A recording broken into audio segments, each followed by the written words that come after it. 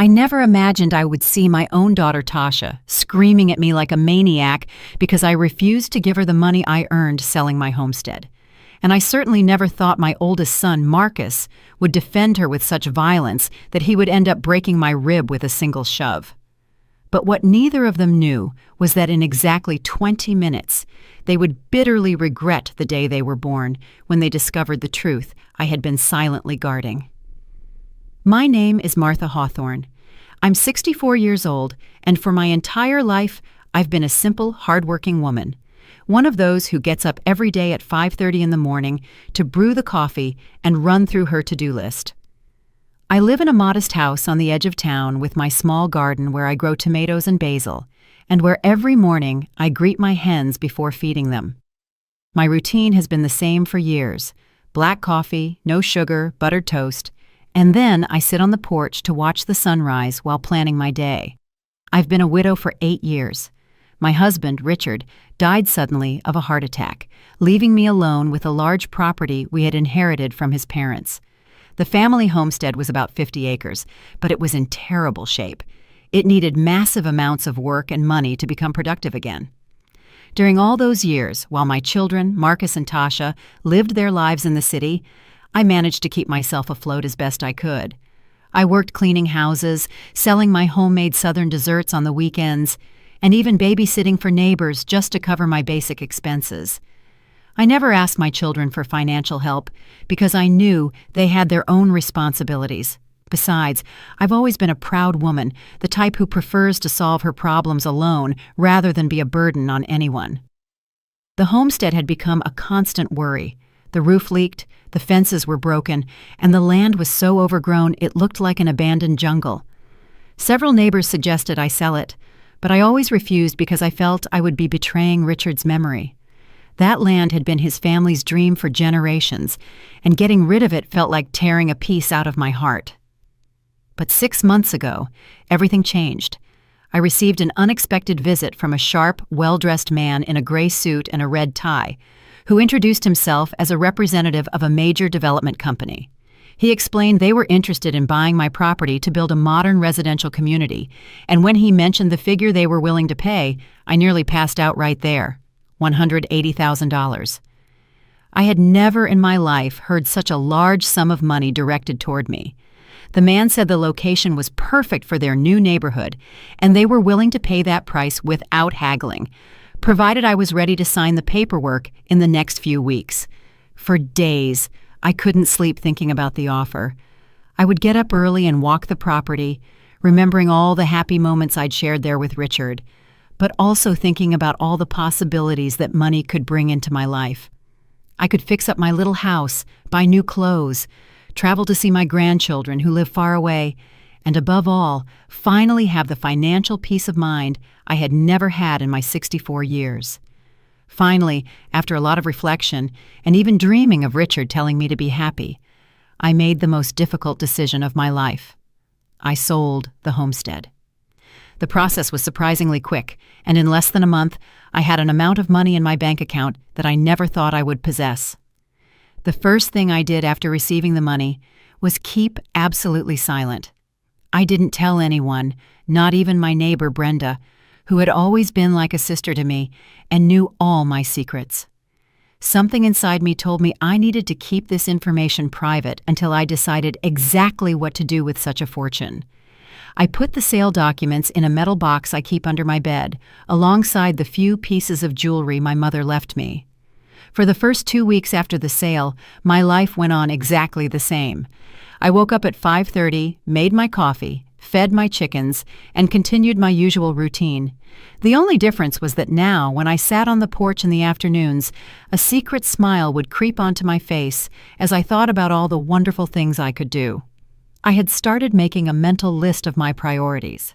First, I wanted to completely remodel my house, replace the roof that leaked during storms, paint the faded walls, install a new bathroom because mine was over 20 years old, and buy a modern range to replace the old one that sometimes wouldn't light properly. I was also thinking about buying a reliable used SUV or truck because I was tired of depending on the city bus to get to town. But more than anything, there was something very special I wanted to do with that money. something I had been secretly planning, and I knew it would change many people's lives. However, it wasn't time to reveal it yet. I didn't even dare to say it out loud to myself, fearing the emotion would betray me. Everything changed on a Thursday afternoon while I was watering my tomato plants. I heard the sound of a car engine approaching down the dirt road that leads to my house, and when I looked up, I saw my daughter Tasha's white sedan parking in front of my door. I was surprised to see her on a weekday because she worked in an office in the city and usually only visited on Sundays. Tasha stepped out of the car with a strange smile, one of those smiles I knew very well because I'd seen them since she was a little girl. It was the smile she wore when she wanted to ask me for something important, or when she had gotten into some mischief.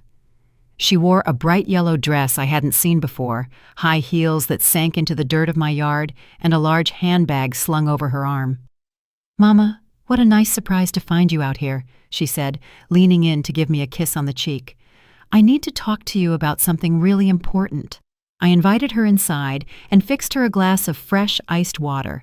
We sat in my small living room, she on the sofa, and me in my favorite chair, the wooden rocker that had belonged to my grandmother. Tasha seemed nervous, playing with her car keys and avoiding direct eye contact.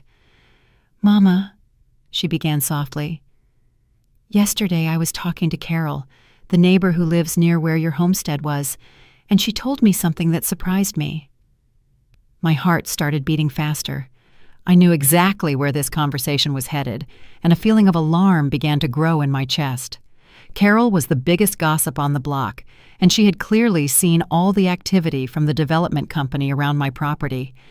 "She said you sold the homestead. Mama, is that true?" Tasha was now looking at me intently, with the same expression she used as a teenager when questioning me about finding something suspicious in her room. I couldn't deny the truth to my own daughter, especially since it was obvious she already knew, so I nodded slowly. "Yes, Tasha, I sold the place a few weeks ago." My daughter's eyes lit up in a way I'd never seen before, as if she had won the lottery. "Oh, Mama, what wonderful news! And how much did you sell it for? It was a good amount, right?" Something in her tone made me very uneasy. It wasn't the reaction I had expected from a daughter concerned about her mother. She didn't ask how I felt about selling her father's land, or if it had been a difficult decision, or if I needed emotional support. She just wanted to know how much money I had received. "It was a fair sale," I replied cautiously, without giving specific details about the amount.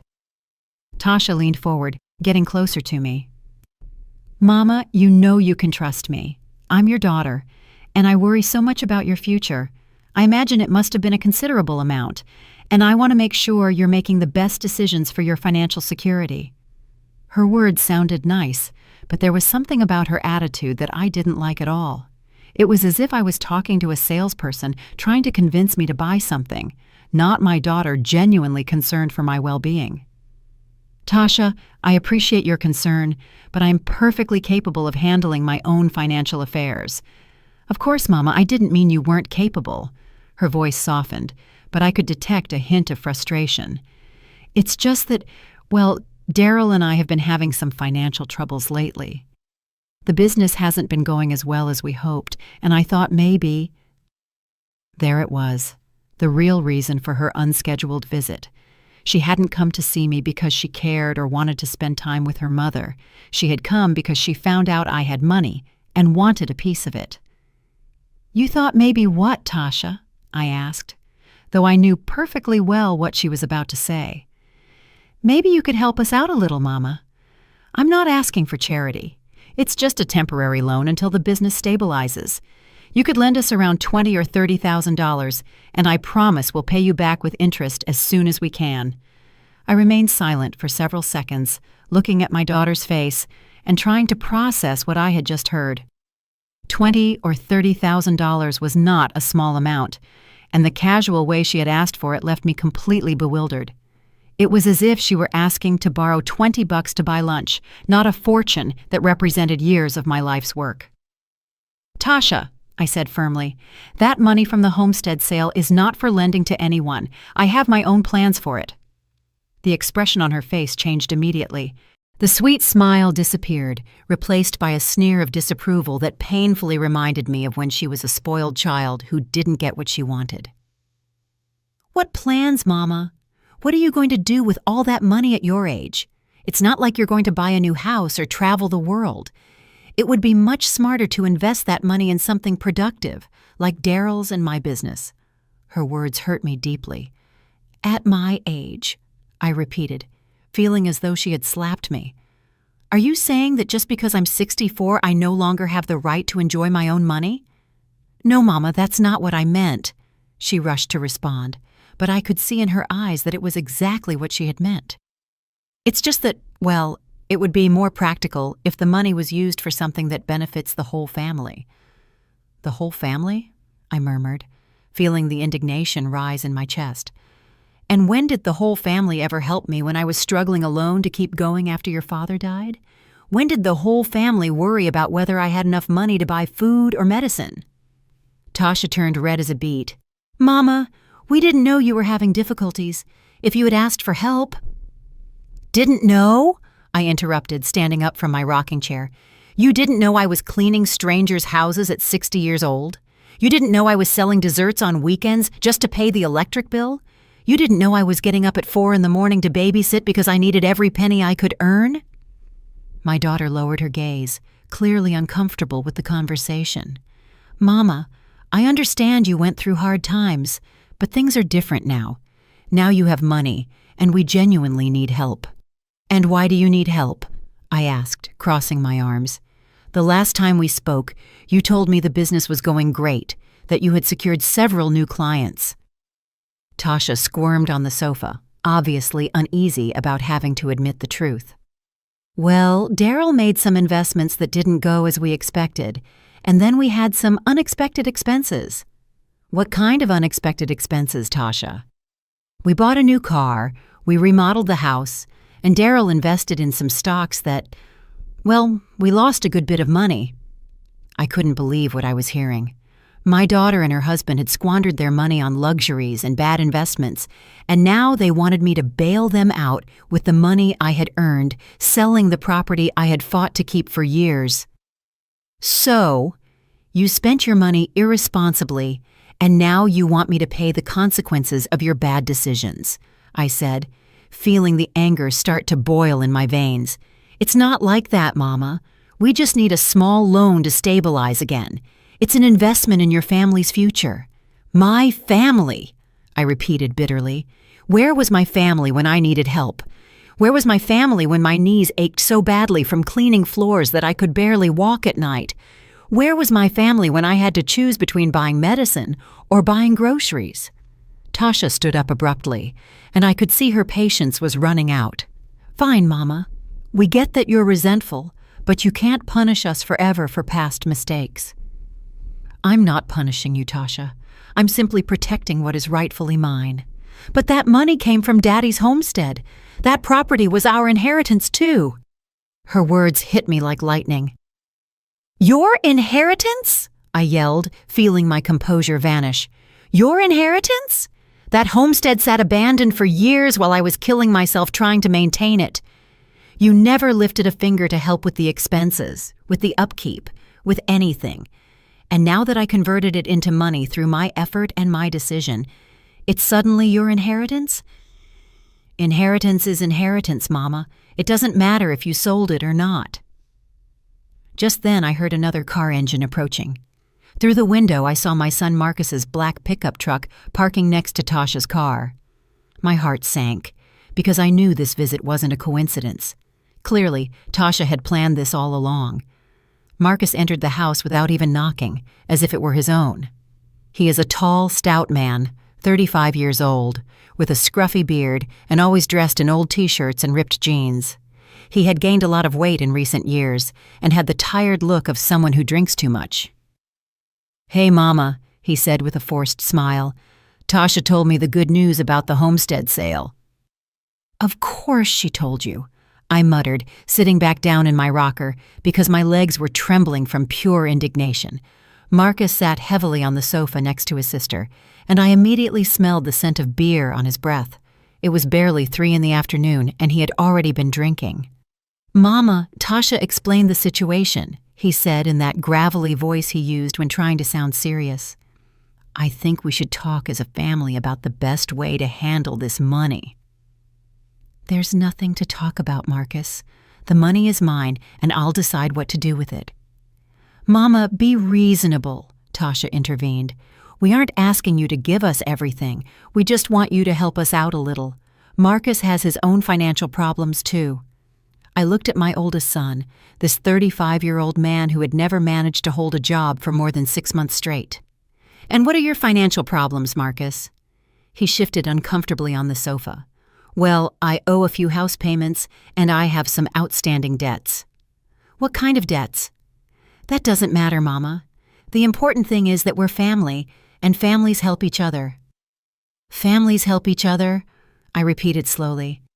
How interesting that you say that now, after 8 years when I practically didn't exist to either of you. The two siblings exchanged a glance of complicity that I knew very well from when they were children. It was the same look they exchanged when they had broken something in the house and were deciding which lie to tell me. But now they were adults, and that look scared me much more than it had when they were 8 and 10. Mama, Marcus said, leaning forward, I think you're being a little unfair. We've always been there for you. Always been there? I laughed bitterly. Marcus, when was the last time you visited me without needing something? When was the last time you called just to ask how I was doing? Mama, you know I work hard. Work hard? I interrupted. You can barely keep a job for more than a few months, and when you do have work, you spend it all on beer and those slot machines at the bar. Marcus's face turned red as a pepper. That's not true. I don't have a gambling problem. Please, Marcus. The whole town knows you owe money at 3 different bars. Last week, Daryl's wife told me you'd borrowed $500 for an emergency, and Tyrone told me he saw you spending it all on video poker. Tasha intervened quickly, clearly trying to calm the situation. Mama, it doesn't matter what happened before. The important thing is the present, and in the present, we are a family that needs to help each other. A family. I stood up again, feeling all the accumulated frustration of years surface. A family that only shows up when there's money involved. A family that completely ignored me for 8 years while I struggled alone to survive. We didn't ignore you, Tasha shouted, finally losing her composure. We had our own responsibilities. We couldn't be looking out for you all the time. Of course you couldn't, I responded with sarcasm. You were too busy spending money on new cars and home renovations while I was working cleaning strange people's bathrooms just to eat. Marcus stood up, and his bulky size suddenly intimidated me. When he got angry, his voice became very deep and his eyes got red. Mama, stop playing the victim. If you had financial problems, you should have told us. Playing the victim? I couldn't believe what I was hearing. Marcus, you knew perfectly well what my situation was. You knew I lived alone, that I was a widow, that I had no fixed income, but you were so wrapped up in your own lives that you never bothered to ask if I needed help. Because you were always too proud, Tasha shouted. You always said you could handle it on your own. Because I had no other choice, because my own children had abandoned me. The atmosphere in the small living room had become so tense that the air itself felt difficult to breathe.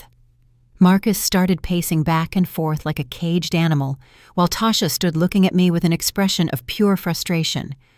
All right, Mama, Marcus said, stopping in front of me. Let's assume you're right and we were terrible kids. Does that mean you're going to punish us forever? Does that mean you're never going to forgive us? This isn't about punishment or forgiveness, Marcus. It's about me having plans for that money, and those plans do not include rescuing you from your own irresponsibility. What plans? Tasha asked sharply. You never do anything exciting. You never spend money on yourself. What are you going to do? Keep it under the mattress until you die? Her words deeply wounded me, but they also gave me a burst of fury I hadn't felt in years. You want to know my plans? I yelled. My plans are to never have to worry about money again. My plans are to be able to go to the doctor when I feel sick without having to calculate if I can afford the appointment. My plans are to be able to buy whatever food I want without having to count every dollar. That's exactly what we're saying, Marcus exclaimed. You already have all that secured. You have more money than you could spend in the rest of your life.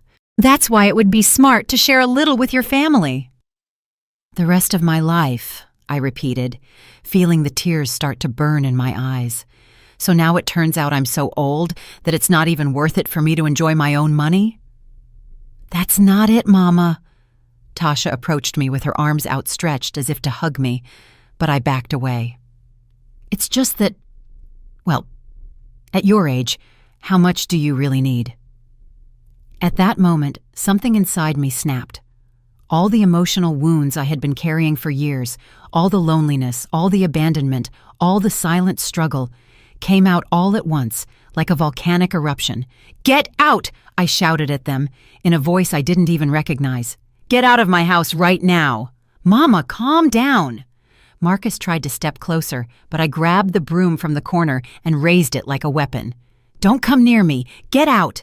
I don't want to see either of you again until you learn to respect me." "You're acting like a crazy person," Tasha yelled. "We just want to help you make smart decisions." "Help me?" I laughed hysterically. 8 years without helping me, and now you want to help me?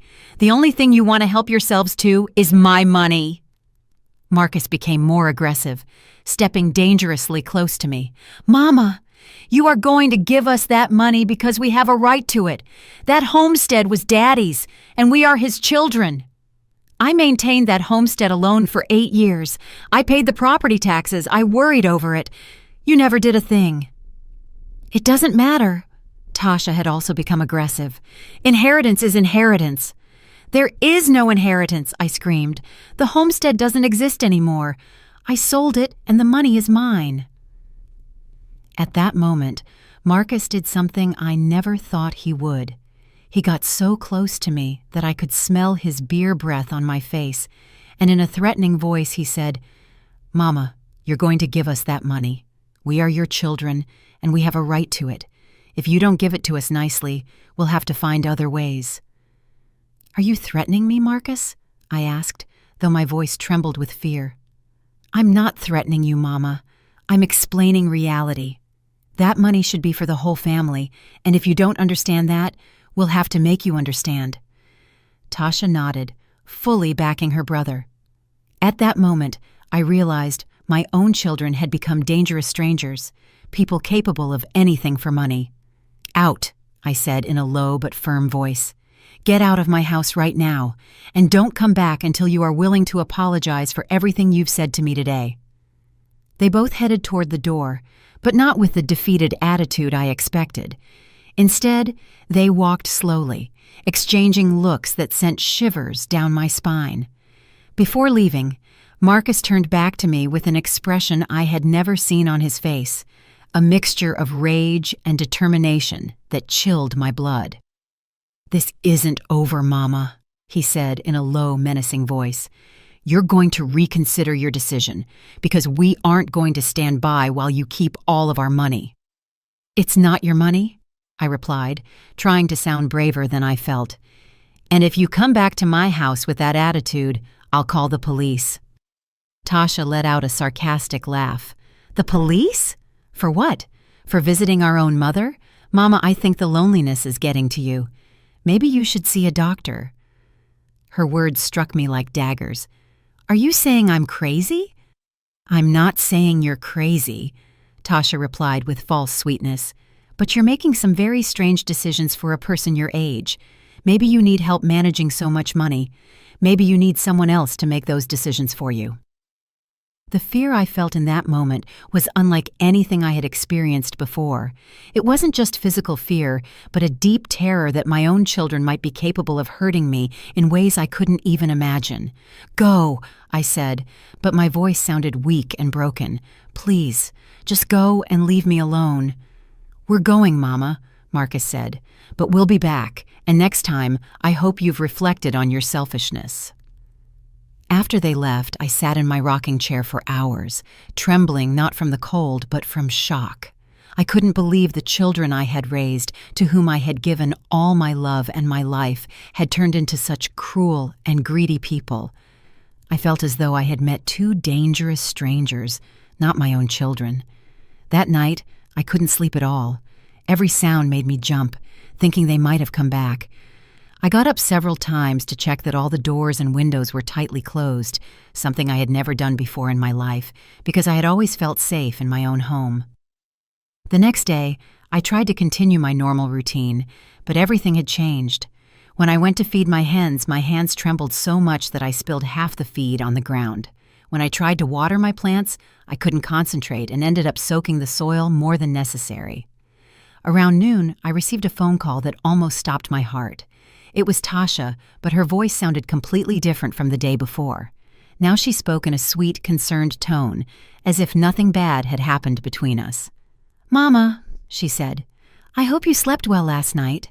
I was thinking a lot about our conversation yesterday, and I think maybe both sides said things we regret." "Tasha, I don't regret anything I said yesterday." "Oh, Mama, don't be like that. You know we love you very much, and the last thing we'd want is to make you feel bad. Maybe we could find a solution that works for everyone." Her change of attitude made me even more nervous than her aggressiveness the day before. At least when she was angry, I knew what I was dealing with. This new manipulative version of my daughter scared me much more. "There's nothing to negotiate, Tasha. My decision is final." "Mama, why don't we meet again, but this time in a more relaxed atmosphere? We could go to lunch at the corner grill downtown, just you and me, mother and daughter. No pressure, no arguments, just a civilized conversation." "I don't want to have any more conversations about this topic. Mama, please, just give me a chance to explain our situation better. Maybe I didn't express myself correctly yesterday. Maybe if you listened to me more calmly, you could understand why we need your help." Something in her tone made me suspect she had hidden motives, but a part of me wanted to believe that maybe she really had realized her mistake and wanted to genuinely apologize. "All right," I finally told her, "but let's be clear, I am not changing my mind about the money." "Of course, Mama. I just want us to have a mother-daughter conversation." We agreed to meet the next day at the Corner Grill, a small but cozy place downtown that served the best home cooking in the region. It was a public place with many people where I would feel safe. That night, I slept badly again, having strange nightmares where Marcus and Tasha chased me all over the house demanding money. In one of the dreams, they had brought lawyers and police to force me to hand everything over, saying I was too old to make my own decisions. The next day, I dressed with special care. I put on my favorite pink dress, the one my late husband Richard gave me for my 50th birthday, and styled my hair the way I liked best. I wanted to look dignified and respectable, like the strong woman I had been all my life. I arrived at the restaurant 15 minutes before the agreed time and asked for a table near the window where I could see the street. Tasha arrived exactly on time, but she wasn't alone. Daryl was with her, and that immediately put me on high alert. Daryl is a man of about 40, thin, with a dark mustache, and always dressed in shirts that seemed too fancy for his personality. From the day I met him, something about him seemed false, as if he were constantly acting. He had that smile that never reached his eyes, and that way of talking that sounded like he was trying to sell you something. "Hello, Mother Hawthorne," he said with that fake smile, giving me a kiss on the cheek that made me shiver. "It's a pleasure to see you. I hope you don't mind that I came. Tasha thought it would be good for me to participate in this family conversation, too." "Actually, I do mind," I replied directly, because this was a conversation between my daughter and me. Tasha quickly intervened. "Mama, Daryl is part of the family, plus he knows a lot about finance and business, and I thought maybe he could help us find a solution that benefits everyone." "I already told you both there's nothing to negotiate." Daryl leaned forward with that expression he wore when he thought he was being very clever. "Mother Hawthorne, allow me to explain something about family finances. When a family has significant resources, the smartest thing is to strategically distribute those resources to maximize the benefit for all members. Daryl, with all due respect, my finances are none of your business." "But they are my business, Mother Hawthorne, because I am your daughter's husband. What affects Tasha affects me, and what affects us affects our children, your grandchildren." The mention of my grandchildren particularly annoyed me because I knew he was using it as a tool for manipulation. My grandchildren are perfectly well cared for, and if you have financial problems, that is your responsibility, not mine. "Mother Hawthorne," Daryl lowered his voice as if to tell me a secret. Let me be completely honest with you. We are in a very difficult situation. If we don't get money soon, we could lose the house. Do you really want your grandchildren to be homeless? Tasha nodded dramatically, as if she were acting in a soap opera. It's true, Mama. The children don't understand why we suddenly can't buy them the things they need. Yesterday, my little one asked me why she couldn't take piano lessons anymore, and I didn't know what to tell her. Their attempts at emotional manipulation disgusted me. Tasha, if your children need something, you can talk to me specifically about those needs, but I am not going to give you thousands of dollars so you and your husband can continue living beyond your means. Daryl changed strategy, adopting a more aggressive tone. Mother Hawthorne, I don't think you're understanding the seriousness of the situation. This isn't just a request for help. We have legal rights to that inheritance. Legal rights? I laughed bitterly. What legal rights? I sold my property, a property that was in my name, and the money is in my bank account. The property was your husband's inheritance, and according to the law, children have a right to their parental inheritance. Daryl, you clearly know nothing about the law. When my husband died, that property legally passed to me. I paid the taxes for 8 years. I kept the documents current. I took care of everything. Legally, that homestead was completely mine. Daryl became visibly annoyed when he realized he had no valid legal argument. His face flushed, and he started drumming his fingers nervously on the table. Tasha, meanwhile, had adopted the victim expression she had perfected since adolescence. Mama, Tasha said with a broken voice, as if she were about to cry. I can't believe you're being so cruel to your own family. Are you really going to let your grandchildren suffer because of your selfishness? I'm not cruel, Tasha. I'm a woman who finally learned to value herself after years of being ignored by her own children. Daryl intervened with a smile that sent chills down my spine.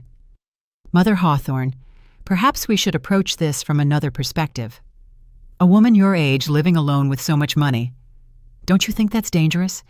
There are many criminals who specialize in robbing seniors who have considerable savings. His words sounded like a barely disguised threat. Are you threatening me, Daryl? Of course not, Mother Hawthorne. I'm just concerned about your safety. It would be terrible if something bad happened to you, especially now that you have so much liquid money. The waiter approached to take our order, but I had completely lost my appetite. The conversation had taken a turn that terrified me, and I realized my own family members were capable of intimidating me in ways I had never imagined. I won't be ordering anything, I told the waiter. I'm leaving right now. Mama, please don't go, Tasha pleaded, grabbing my arm as I stood up. We haven't finished talking yet. Yes, we have finished, I replied, freeing my arm from her grip.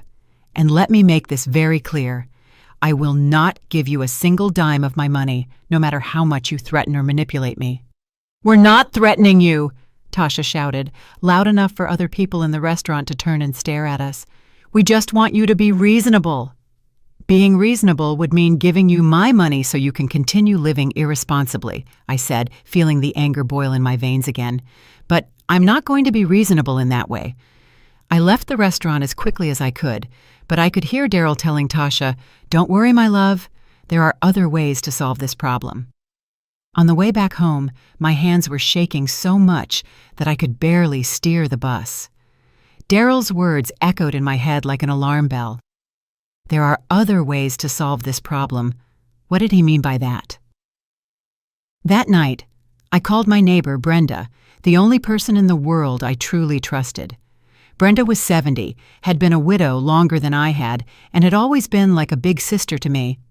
I told her everything that had happened, from the homestead sale to Daryl's veiled threats. Martha, Brenda said in a serious voice, those children of yours have become dangerous. You can't stay in your house alone while they're acting like that. What am I supposed to do, Brenda? Hide from my own children? Not hide, but protect yourself. Have you thought about talking to the police? And tell them that my children asked me for money, and I refused? I haven't suffered any physical harm yet. Martha, that yet scares me. I think you should stay at my house for a few days until things calm down. That night, I stayed at Brenda's house, but I couldn't sleep. Every noise startled me, making me think Marcus and Tasha had come looking for me. Around 3 in the morning, Brenda got up to get a drink of water and found me awake, looking out the window. "Martha, you have to tell me the truth," she said, sitting down beside me. "What do you really need that money for? I know your personality very well, and I know you're not saving it just out of greed." For the first time since I had sold the homestead, I told someone what my true plans for the money were. Brenda listened in silence, and when I finished talking, she had tears in her eyes. "Oh, Martha," she said, hugging me, "you are an incredible woman. Your children don't deserve to even know the truth about what you plan to do. Brenda, the saddest part of all is that if they had asked me with respect and affection about my plans, maybe I would have found a way to help them too. But they never gave me the chance. They just assumed they had a right to my money and tried to take it by force." The next day I returned to my house because I couldn't hide forever, but as soon as I arrived, I realized something was terribly wrong. The front door had marks around the lock, as if someone had tried to force it open. Some of my plants were trampled, and there were large boot prints in the dirt of my yard. Inside the house, although nothing had been stolen, everything had been slightly moved. My drawers were ajar, my papers had been shuffled, and the metal box where I kept the sale documents had been moved from its hiding place under the bed. My heart pounded so hard I thought I would have a heart attack. Someone had broken into my house while I was gone, and it wasn't hard to guess who it had been. Marcus had emergency keys to my house for years, and he had obviously decided to use them to search for information about my money. I immediately called to have the locks changed, but the locksmith told me he couldn't come until the next day. That night, I barricaded myself in my room, placing a chair under the doorknob and sleeping with a kitchen knife under my pillow. The next morning, while waiting for the locksmith, I received an unexpected visit. It was Tyrone, a second cousin of my late husband, a man about 50 years old who worked as a mechanic in town. Tyrone had always been a quiet, honest person, and I was very surprised to see him at my house so early in the morning. "Cousin Martha," he said with a worried face, "I need to talk to you about something very serious. Last night I was at the Golden Eagle Bar and overheard a conversation that left me very concerned." "What kind of conversation, Tyrone?" "Your son, Marcus, was there, very drunk, talking to some men I didn't like at all. They were making plans that involve you." My stomach clenched with fear. "What kind of plans?" "They were talking about ways to force you to hand over the money. They mentioned something about making you sign papers, and one of the men said he knew someone who could fake medical documents to declare you mentally incompetent." The world crashed down on me. "Declare me crazy?" "Yes, cousin. They were saying that if they got a medical paper stating you have dementia or some mental problem, a judge could grant them legal control over your money." My worst nightmares were coming true. My own son was conspiring with strangers to steal not only my money, but also my dignity and my freedom. "Tyrone, are you sure about what you heard?" "Completely sure, cousin. That's why I came to warn you so early. I think you need to take steps to protect yourself, and you need to do it now." Just then, the locksmith arrived, and while he was changing my locks, I called a lawyer whom Brenda had recommended. I explained the whole situation, and he told me to come to his office immediately with all the sale documents for the homestead. "Mrs. Hawthorne," the lawyer told me after reviewing all my papers, "you are in a very dangerous situation, but you are also in a very strong legal position. Everything is perfectly in order with the sale of your property, and no one can touch that money without your consent. However, if they are truly planning to declare you incompetent, we need to act quickly to protect you." "What can I do?" "First, we are going to get an independent medical evaluation certifying that you are completely sane and capable. Second, we are going to prepare legal documents that protect your assets. And third, if necessary, we are going to get a restraining order against your children." That day was one of the longest of my life.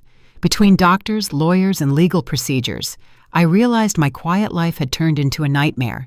But I also realized something else. For the first time in years, I was fighting for something that truly mattered to me, and that fight was giving me a strength I didn't know I had. The next day, as I was returning from the pharmacy after buying some nerve medicine the doctor had prescribed, I saw Marcus's black pickup truck parked in front of my house, but this time he wasn't alone. There was another car I didn't recognize, a gray sedan with 2 men inside who seemed to be waiting for something. My heart started beating so fast I could hear it in my ears.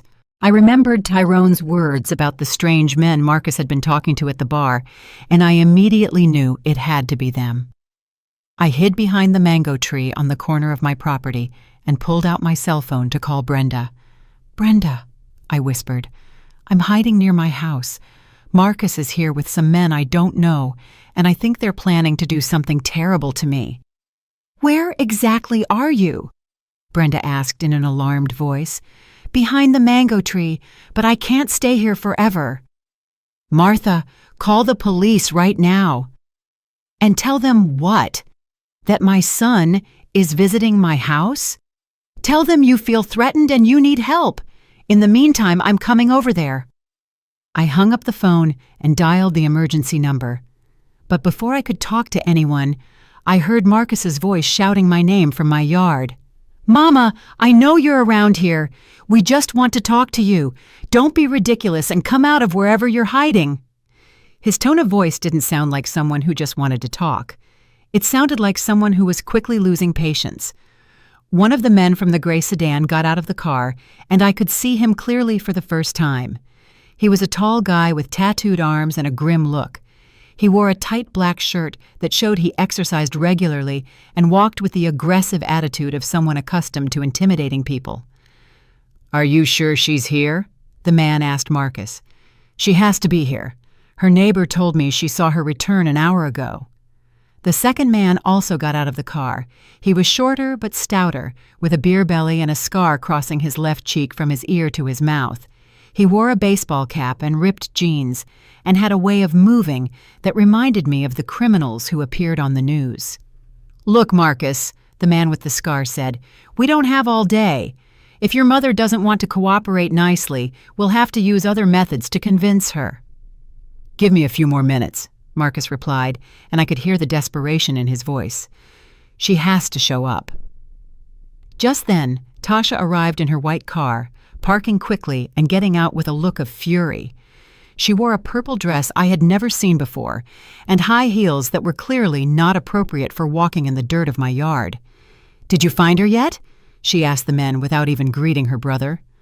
"No, but we know she's close," the tattooed man replied.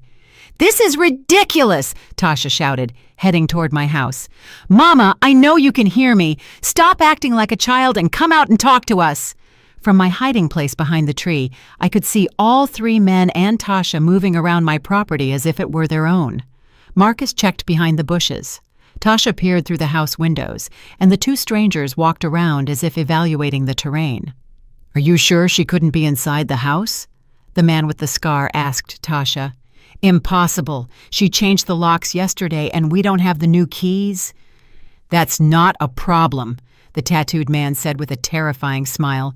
"I can open any door in less than 5 minutes." "No!" Marcus shouted. "We can't break in. That would be trespassing." "And what do you suggest then?" Tasha asked impatiently. "We can't stand here all day waiting for her to show up." Just then, I heard the sound of approaching sirens, and my heart leaped with relief. Evidently, when I had dialed the emergency number, the call had connected even though I had hung up, and they had sent someone to investigate.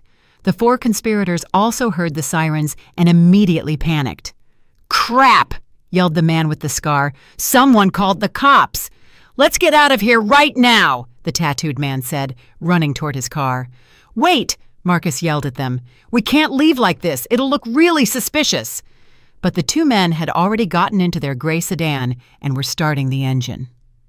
They sped out of my property, raising a cloud of dust, just as the police car rounded the corner. Tasha and Marcus stood there, trying to act as if nothing strange had happened, but I could see the panic on their faces. 2 police officers got out of the patrol car and approached my children. One was young, probably about 25, and the other was older, with the face of someone who had seen many things in his career. "Good afternoon," the older officer said. We received an emergency call from this phone number, but the communication was cut off. Is everything all right here? Marcus managed to compose a fake smile. Yes, officer, everything is fine. We were just visiting our mother. And where is your mother? The young officer asked, looking around. Tasha quickly intervened. She must be in town running errands. We arrived and she wasn't here, so we decided to wait for her. And the men we just saw leaving in the gray car? The older officer asked suspiciously. What men? Marcus lied brazenly. We don't know what you're talking about. At that moment, I decided to come out of my hiding place. I couldn't allow my children to continue lying to the police. And besides, I realized it was safer to face the situation with the officers present.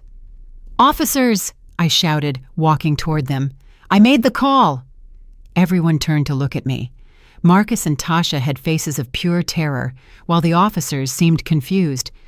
Are you the owner of this house? The older officer asked me. Yes, I am Martha Hawthorne, and these are my children. But officer, they came here with two men who scare me very much, and I had to hide because I feel threatened. Mama, that's not true, Tasha shouted. We just came to visit you. Why did you hide from your own children? The young officer asked me. I briefly explained the situation. The homestead sale, the aggressive demands for money, the veiled threats, and the plans they had been making to declare me mentally incompetent. The police listened carefully, especially when I mentioned the strange men who had been with my children. Ma'am, the older officer told me, do you have any evidence of these threats? My cousin Tyrone heard them talking at the bar last night. He can confirm it. Marcus became very aggressive. That's all lies. Our mother is inventing stories because she doesn't want to give us the money that legally belongs to us. What money? The young officer asked. The money from the sale of a property that was our father's inheritance, Tasha replied. She sold it without consulting us, and now she refuses to share the money with her family. That homestead was mine, I said firmly. I paid the taxes, I maintained it, and I had every legal right to sell it. The older officer looked at me with understanding. Ma'am, do you want to file a formal complaint against your children? Before I could answer, Marcus exploded with fury. This is ridiculous, he shouted, stepping dangerously close to me. That money is ours by right, and if you don't understand it nicely, we'll make you understand it the hard way. Sir, step away from the lady, the young officer ordered, putting himself between Marcus and me. But Marcus had completely lost control. All the frustration and rage he had been accumulating for days burst out, and he lunged toward me with his fists clenched. You're going to give us that money right now, he yelled, pushing the young officer who tried to stop him. What happened next was all very fast. Marcus managed to slip past both officers and threw himself at me with such fury that I didn't have time to step away. His shove was so violent that it sent me backward, and I fell heavily onto the rocks in my garden. The pain I felt in my left side was indescribable, like someone had stabbed me with a knife and was twisting it. I screamed in agony as the police officers wrestled with Marcus to handcuff him. Tasha turned completely pale when she realized what her brother had done. Marcus, have you gone crazy?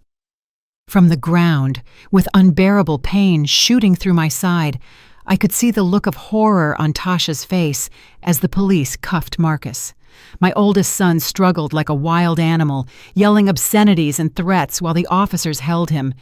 Let me go! That crazy old woman is stealing our money! He kept screaming, with saliva dripping from the corner of his mouth. The older officer immediately radioed for an ambulance, while the younger one kept Marcus controlled. Tasha approached me, but when she tried to help me up, I cried out in pain. Don't touch me! Get away from me! I said, feeling the tears run down my cheeks, not just from the physical pain, but from the emotional betrayal.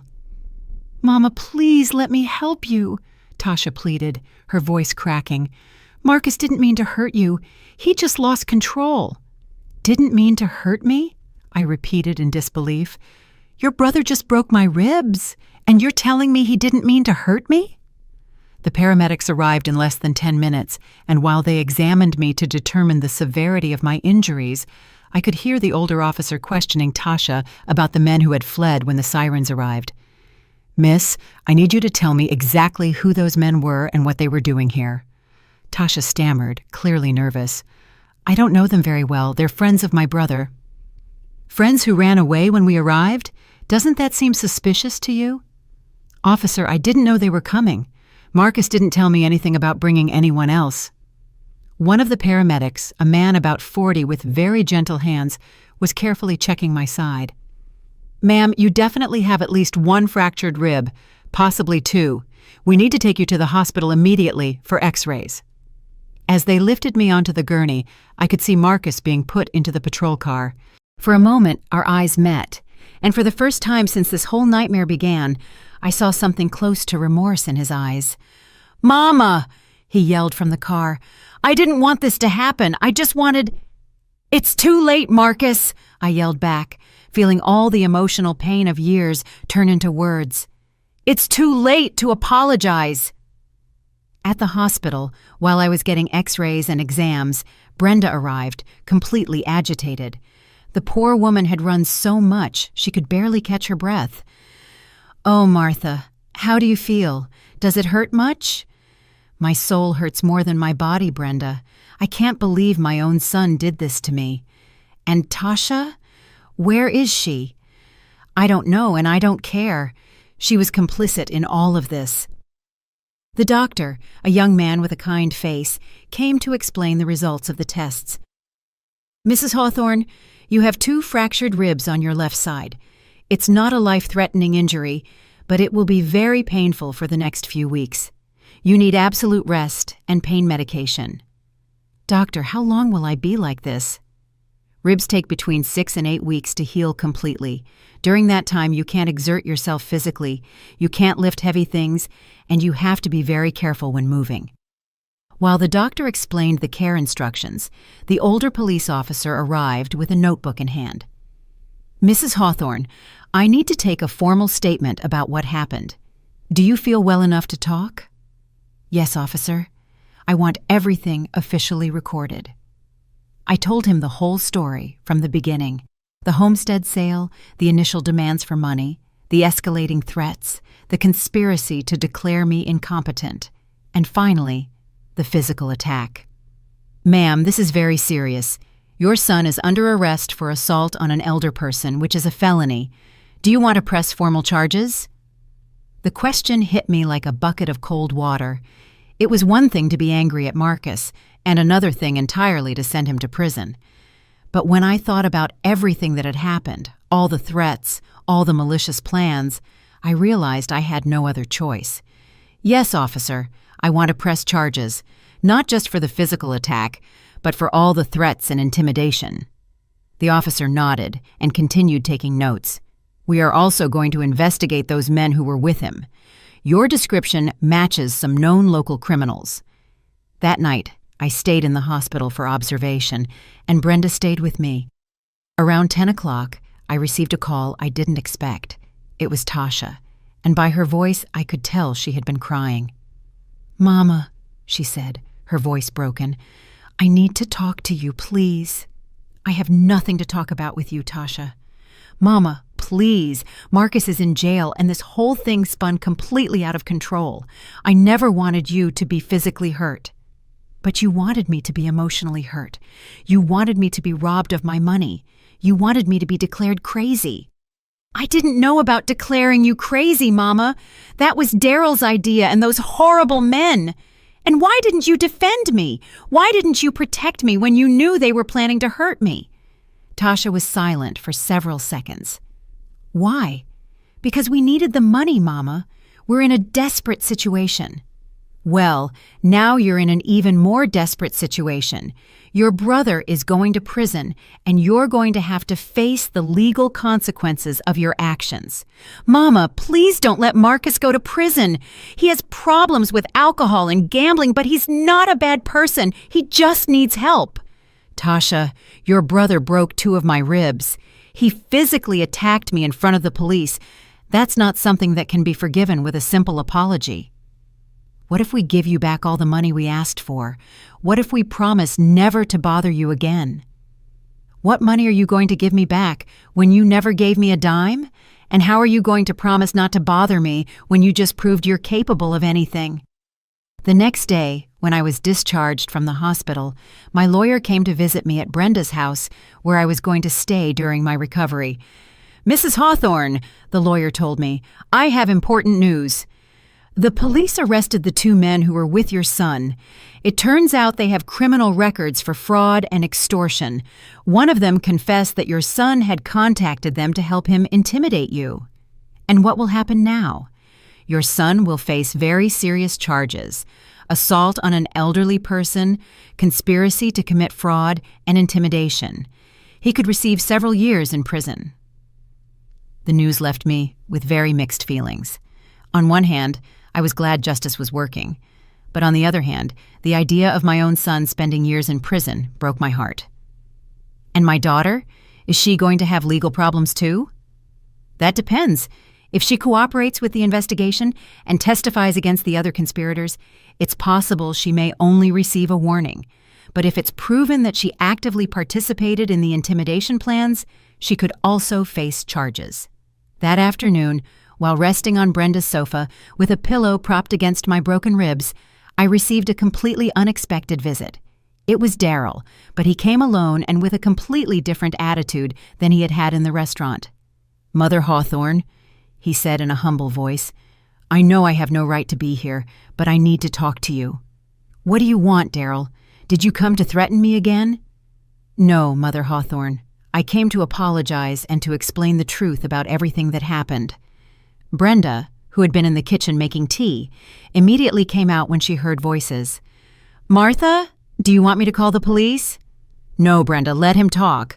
I want to hear what excuses he has." Daryl sat on the edge of a chair, clearly nervous. "Mother Hawthorne, the truth is, this was all my fault. I was the one who convinced Tasha and Marcus that you owed them part of the money." "Why did you do that, Daryl?" "Because we are in a desperate financial situation. We owe over $10,000 between credit card debts, bank loans, and money I owe to very dangerous people." For the first time, I could see genuine fear in his eyes. "Dangerous people?" "Yes, Mother Hawthorne. People who don't take excuses and who have threatened to harm my family if I don't pay them soon." I was finally hearing the truth, and it was even worse than I had imagined. "And you thought the solution was to rob me of my money?" "It wasn't robbing, Mother Hawthorne. I genuinely believed you had a moral obligation to help your family, but I realized I was wrong when I saw what happened to you yesterday." "You realized?" "You needed to see your brother-in-law breaking my ribs to realize you were doing something wrong?" Daryl lowered his head, clearly ashamed. "Mother Hawthorne, I came here to ask for your forgiveness and to tell you that I'm going to testify in your favor at the trial. I'm going to confess my full participation in this horrible plan." His words surprised me. "Why would you do that? Don't you realize that could get you into legal trouble?" "Because it's the right thing to do, Mother Hawthorne, and because I hope that maybe someday you can find it in your heart to forgive my wife. Tasha was led astray by my influence, but deep down, she loves you." Daryl's words left me completely bewildered. During all these days, I had been so focused on protecting myself and dealing with the betrayal that I hadn't had time to truly process my own feelings toward my children. Yes, I was furious and hurt, but underneath all that rage, there was still love, a deeply wounded love, but love nonetheless. "Daryl," I said after several minutes of silence, "I appreciate you coming to apologize, but apologies don't heal broken ribs or erase death threats. I know, Mother Hawthorne, and I don't expect you to forgive me immediately. I just wanted you to know the truth, and I wanted to ask you something." "What is it?" "When all this is over, when Marcus gets out of prison, and when we have paid for our mistakes, is there any chance we could rebuild this family? Not for the money, but because your grandchildren need you in their lives." The mention of my grandchildren struck me right in the heart. Throughout this nightmare, I had tried not to think about them, about how all of this would affect them. They were innocent children who were not to blame for the terrible decisions their parents had made. "My grandchildren will always be welcome in my life," I told him firmly, "but that doesn't mean I will automatically forgive their parents." "I understand, Mother Hawthorne. I just ask that you consider the possibility over time." After Daryl left, Brenda and I sat in silence for a long time. Finally, she broke the silence with a question I had been avoiding thinking about. "Martha, what are you going to do with the money now?" It was the first time anyone had asked me that question without ulterior motives, without trying to get something from me. Brenda asked it out of genuine curiosity and concern for my well-being. "Brenda, I think it's time I told you what my real plans were for that money. Do you remember my sister, Celeste?" "Of course, the one who died of cancer 5 years ago." "Before she died, Celeste made me promise something. She made me promise that if I ever had the resources to do it, I would help other women who were going through the same thing she did." Brenda looked at me intently, waiting for me to continue. "Celeste had to sell her house, her car, and even our mother's jewelry to pay for her cancer treatments.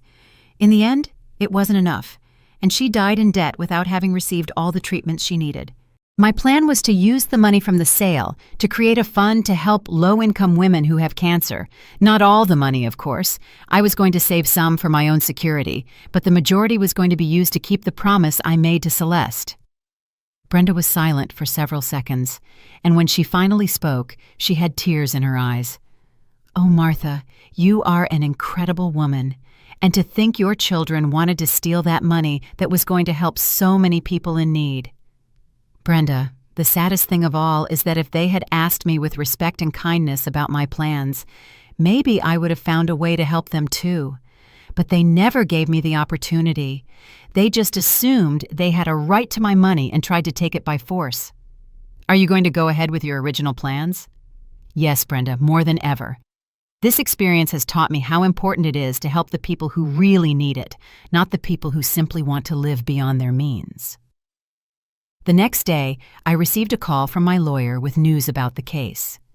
"Mrs. Hawthorne, I have important updates. Your son, Marcus, pleaded guilty to all charges and accepted a sentence of 2 years in prison with the possibility of parole after 1 year if he completes a rehabilitation program for alcoholism and gambling addiction. And the other men? They both received longer sentences because they already had records. The main organizer of the plan to declare you incompetent received 5 years. And my daughter? Your daughter decided to cooperate fully with the investigation and testify against everyone else. In exchange, she only received probation and the requirement to perform community service for 1 year. Community service? Yes, specifically working with elderly people in a care center. The judge thought it would be appropriate given the circumstances. That afternoon, while I was resting in Brenda's garden, I received a visit I didn't expect. It was Tasha, but she looked completely different than I had seen her in weeks. She had lost weight, had dark circles under her eyes, and wore simple clothes that looked worn. "Mama," she said in a barely audible voice, "I know I have no right to be here, but I needed to see you before starting my community service." "What do you want, Tasha?" "I want to ask for your forgiveness, Mama. Not a superficial apology, but a genuine forgiveness from a daughter to her mother." She sat on a chair near me, but kept a respectful distance. "Mama, these last few days I've had a lot of time to think about everything that happened, and I realized I not only failed you as a daughter, but I became a person I don't even recognize." "Tasha, words are easy. Actions are what count."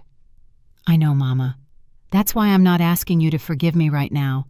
I'm just asking that maybe, with time, you can consider giving me a chance to prove I can be better." "And Daryl? Are you still married to him?" Tasha looked down. "We're getting divorced. I realized he was the one who manipulated me into acting against you, and I can't be married to someone who made me hurt my own mother." Her words surprised me. I hadn't expected her to make such a drastic decision.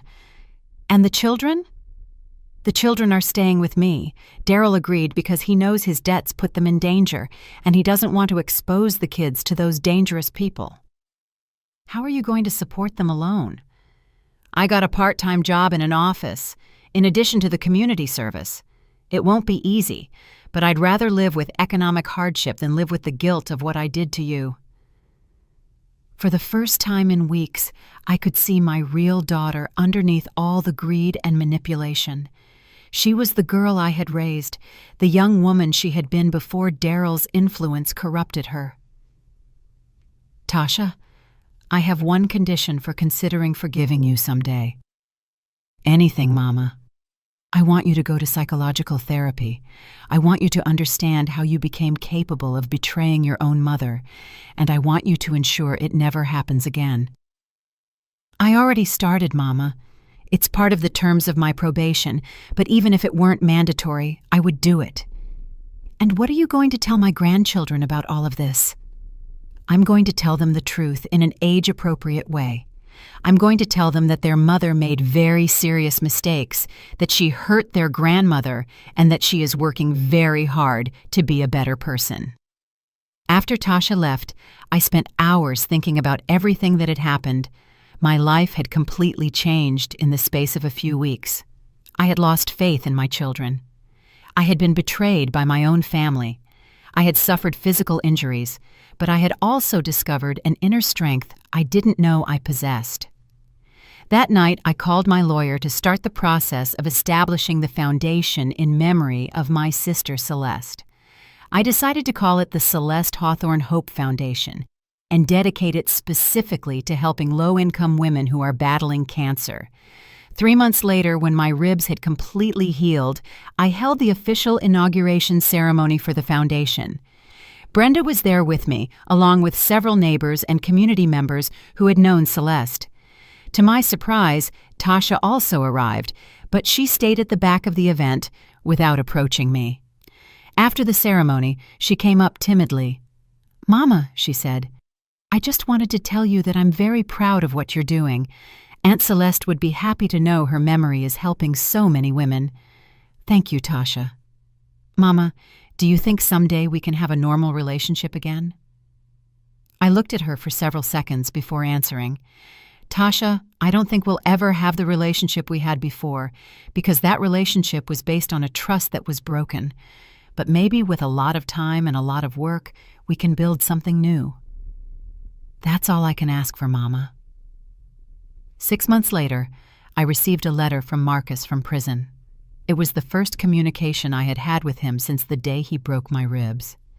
"Mama," the letter said, "I know I don't deserve your forgiveness, but I want you to know that every day in this prison, I think about what I did to you, and every day I hate myself more for it. I'm in a recovery program for alcoholics and gambling addicts, and for the first time in years, I'm starting to understand how sick I was. I'm not asking you to forgive me, because I know that will take a long time, if it ever happens. I just wanted you to know that I deeply regret it, and that when I get out of here, I'm going to dedicate the rest of my life to trying to make up for the damage I did." When I finished reading the letter, I realized that for the first time since this whole thing had begun, I didn't feel anger toward my children. I hadn't forgiven them completely, and maybe I never would fully, but I had found something close to peace. Today, 1 year after selling the homestead, my life is completely different. The Celeste Hawthorne Hope Foundation has helped more than 50 women with their cancer treatments. Tasha has finished her community service and has proven to be a responsible mother who is raising my grandchildren well. Marcus will be released from prison in 6 months, and although I don't know if we can rebuild our relationship, at least I know he's working on becoming a better person. And I have learned something fundamental, that money isn't the most important thing in life, but self-respect is. I learned that it's okay to say no, even to family. I learned that protecting what is yours doesn't make you a selfish person, but a strong one. And above all, I learned that sometimes the most painful mistakes can lead you to discover who you really are and what you are capable of. My name is Martha Hawthorne. I'm 65 years old, and I finally learned to value myself as much as I always valued everyone else. Did you like my story? And which city are you listening from? Let's meet in the comments. If you like the story, you can support me by sending a super thanks so I can keep bringing more stories like this. Thank you so much for your sweet support. I'm looking forward to your comments on the story. On the screen, you can see 2 new life stories that I highly recommend. There's so much more on my channel. Don't forget to subscribe. See you in the next life story. With love and respect.